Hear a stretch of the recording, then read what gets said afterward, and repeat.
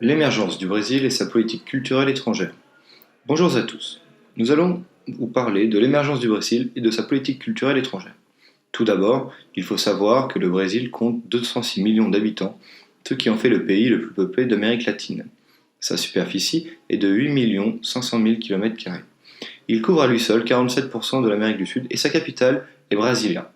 Le Brésil est le seul pays luxophone de l'Amérique latine. Son PIB est de 1796 milliards de dollars. Il en est en augmentation depuis les années 60, malgré une légère baisse depuis 2011. Cela est dû à une crise économique qui traverse le pays, aggravée par des incertitudes politiques et par un blocage structurel. Le Brésil reste la 7e puissance économique mondiale et sa monnaie est le réal, qui est la 16e monnaie utilisée dans le monde. Il fait partie des pays émergents, les BRICS, regroupant la Russie, l'Inde, la Chine et l'Afrique du Sud. Selon certains observateurs, le Brésil serait toutefois encore à la recherche d'un projet stratégique d'ensemble, sa croissance étant depuis plusieurs années soutenue par une vision plus géopolitique que géoéconomique, basée davantage sur la puissance que sur la compétitivité.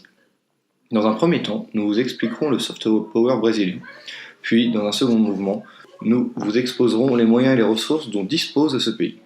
Et pour enfin terminer sur les buts et objectifs du pays. Tout d'abord, le soft power brésilien. Le soft power désigne la puissance d'influence et la persuasion d'un État sur un autre, une influence qui se fait par un moyen non coercif, c'est-à-dire sans contrainte quelconque. L'expression a été pensée et décrite en 1990 par Joseph Ney, analyste théoricien américain spécialisé dans les relations internationales.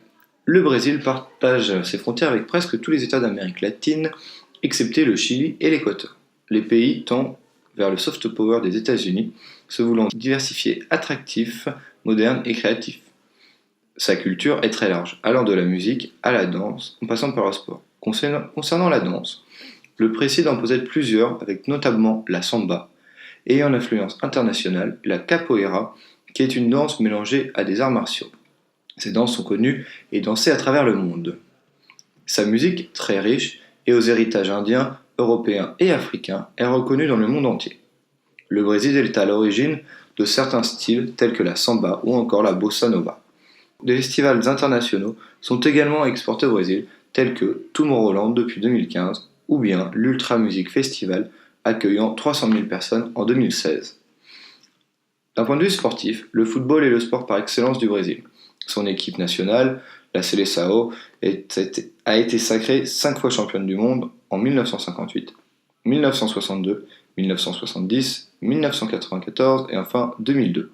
Le Brésil possède également des circuits automobiles, notamment celui d'Interlagos, situé à Sao Paulo, accueillant l'une des courses de championnat du monde de F1.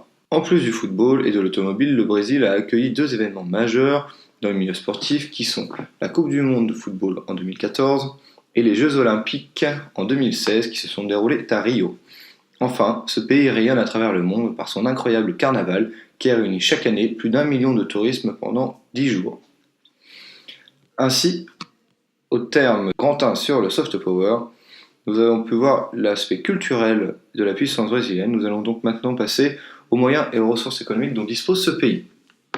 Donc le Brésil appartient au Mercosur, le marché commun d'Amérique, qui est une communauté économique qui regroupe plusieurs pays d'Afrique du Sud. En l'occurrence, le Brésil, l'Argentine, l'Uruguay, le Paraguay, le Venezuela, la Bolivie et les pays associés tels que le Chili, la Colombie, le Pérou et l'Équateur. Ce marché commun d'Amérique du Sud est régi par le traité d'Ascension datant de mars 1991. Ce traité organise la libre circulation des biens et services et des facteurs de production. Il organise également une politique commerciale commune, une coordination de politesse macroéconomique et sectorielle, et enfin une harmonisation des législations des pays, ce qui permet notamment l'échange des ressources naturelles. Ces dernières sont abondantes sur tout le territoire brésilien. En effet, il regorge de bois, avec la forêt qui couvre 53% du territoire brésilien, de l'eau, grâce à laquelle le Brésil fournit 2 tiers de l'électricité du pays et fait partie des 3 principaux producteurs d'énergie hydroélectrique avec la Chine et le Canada. Il dispose également de minéraux, notamment de l'aluminium, de l'or, du fer et du nickel. À la suite des ressources, nous allons donc voir les buts, ce que s'est fixé le Brésil. Le Brésil souhaite devenir une puissance régionale et faire contrepoids à l'influence des États-Unis en Amérique du Sud. De plus, il recherche à travers son soft power à se rendre davantage crédible sur la scène internationale. Ainsi donc, au terme de cette étude sur le Brésil, comme nous avons pu l'évoquer tout au long de la vidéo, la notoriété du Brésil ne cesse de croître. De plus, sa parole est incontournable, il ne se passe plus un sommet international sans que le Brésil ne soit convié. La puissance du soft power brésilien est un réel atout de développement pour le pays. Il est le seul pays à avoir défini ses frontières pacifiquement et qui n'a pas connu de conflit militaire depuis plus de 100 ans. Le pays commence peu à peu à se stabiliser, ses dettes diminuent depuis 2012. Cependant, le pays a encore des efforts à faire avant de devenir une puissance majeure. Ses problèmes d'instabilité gouvernementaux, la lutte contre la corruption et la pauvreté sont des axes d'amélioration qui lui sont encore nécessaires.